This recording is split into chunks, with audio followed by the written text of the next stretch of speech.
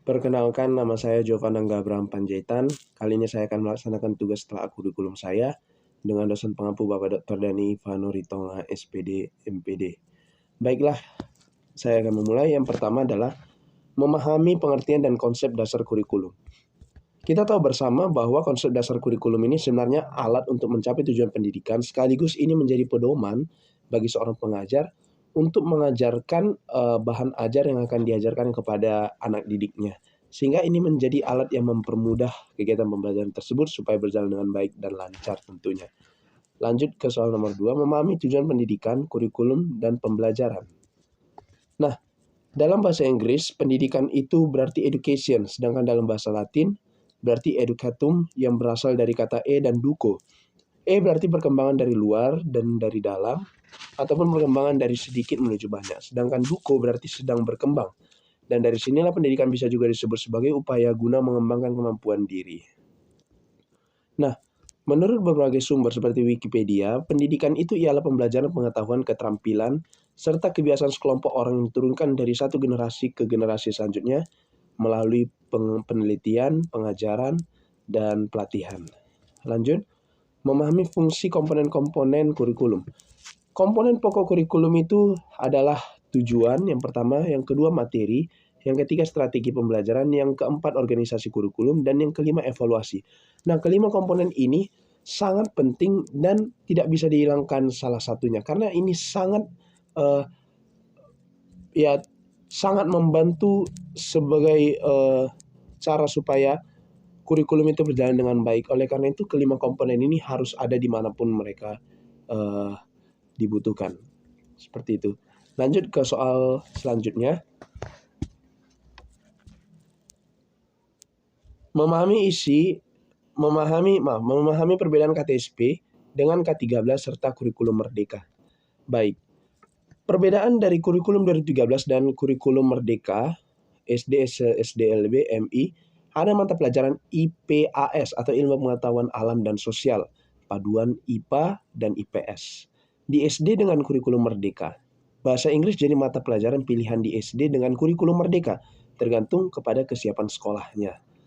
Nah, SD atau siswa dengan kurikulum merdeka bisa memilih minimal 1 dari 4 mata pelajaran, seni dan budaya, seni musik, misalnya ada seni rupa dan seni teater atau seni tari. Jadi dari keempat jenis seni tersebut boleh dipilih oleh sekolah untuk diajarkan kepada anak didiknya. Itulah mengenai kurikulum merdeka.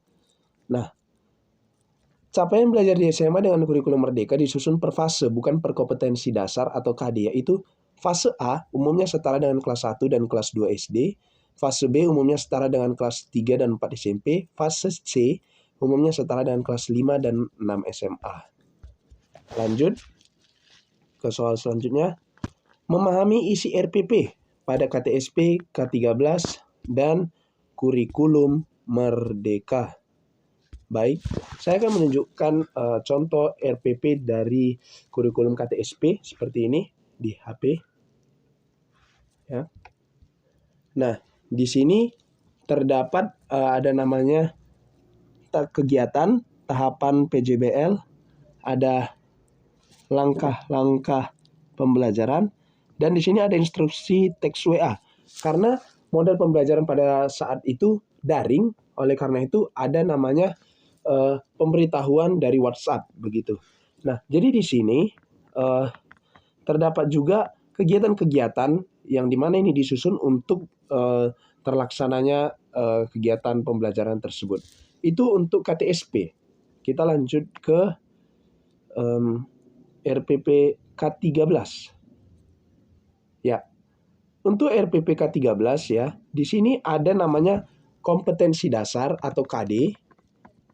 Lalu ada juga indikator pencapaian kompetensi. Nah, jadi di sini tersusun rapi, ada kompetensi dasarnya dan indikator pencapaian kompetensi. Di sini menunjukkan sikap patuh aturan agama yang dianut dalam kehidupan sehari-hari di rumah. Nah, indikator pencapaian kompetensinya menganut aturan yang berlaku dalam kehidupan sehari-hari di rumah sebagai anugerah Tuhan Yang Maha Esa. Ada juga tujuan pembelajaran dan lain-lain. Nah, kita lanjut ke kurikulum merdeka. Nah, namanya saja sudah merdeka, jadi artinya bebas gitu ya. Jadi di kurikulum merdeka ini ada kegiatan, ada bagian kegiatan yang biru ini, lalu ada deskripsi kegiatan, waktu, dan keterangan. Jadi semuanya tersusun rapi, dan tentunya ini inisiatif dari pihak sekolah, karena kita tahu bersama namanya saja kurikulum merdeka, seperti demikian. Nah, itu untuk nomor yang dimana soalnya menyatakan memahami isi RPP dari KTSP, K13, dan juga kurikulum merdeka. Baik, kita lanjut ke soal selanjutnya. Memahami analisis kebutuhan dalam perkembangan kurikulum.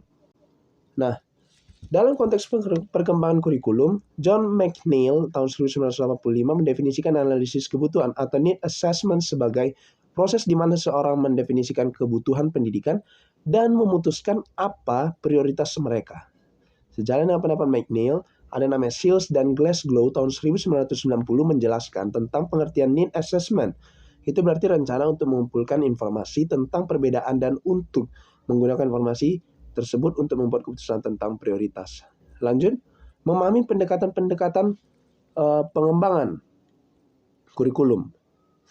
Nah, setidak-tidaknya ada 4 pendekatan dalam kurikulum ini ya. Yang pertama adalah pendekatan subjek akademik, yang kedua pendekatan humanistik, yang ketiga pendekatan teknologi, dan yang keempat pendekatan rekonstruksi sosial. Nah, di sini banyak sekali uraian-uraian mengenai 4 pendekatan tersebut, yang dimana pendekatan-pendekatan ini tentu sangat berguna bagi sebuah kurikulum yang dilaksanakan dan akan sangat berguna bagi pengajar untuk mengajarkan bahan ajarnya kepada siswa. Lanjut ke soal berikutnya.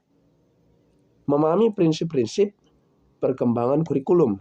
Prinsip umum perkembangan kurikulum itu adalah relevansi, fleksibilitas, kesinambungan, kepraktisan, dan efektivitas. Lanjut ke nomor selanjutnya. Memahami landasan pengembangan kurikulum. Baik. Landasan filosofis perkembangan kurikulum. Nah, ada yang dimaksud dengan landasan filosofis dan pengembangan kurikulum. Ini ialah asumsi-asumsi ya, atau rumusan yang didapatkan pendapat-pendapat dari hasil berpikir seseorang secara mendalam, analitis, logis, dan sistematis. Filosofis dalam merencanakan, melaksanakan, membina, dan mengembangkan kurikulum. Lanjut ke nomor yang terakhir, memahami pengembangan perangkat pembelajaran. Nah, pengembangan perangkat pembelajaran adalah serangkaian proses atau kegiatan yang dilakukan untuk menghasilkan suatu perkembangan perangkat pembelajaran berdasarkan teori pengembangan yang telah ada. Salah satu faktor yang memegang peranan penting dalam kegiatan belajar mengajar adalah perangkat pembelajaran. Baiklah, demikian aspek mengenai ranah kognitif sesuai dengan tugas yang diberikan, dan aspek-aspek yang lain seperti ranah psikomotorik akan ada di video selanjutnya, dan juga tugas rutinnya dari video selanjutnya. Terima kasih. Apabila saya ada kesalahan mohon dimaafkan. Terima kasih.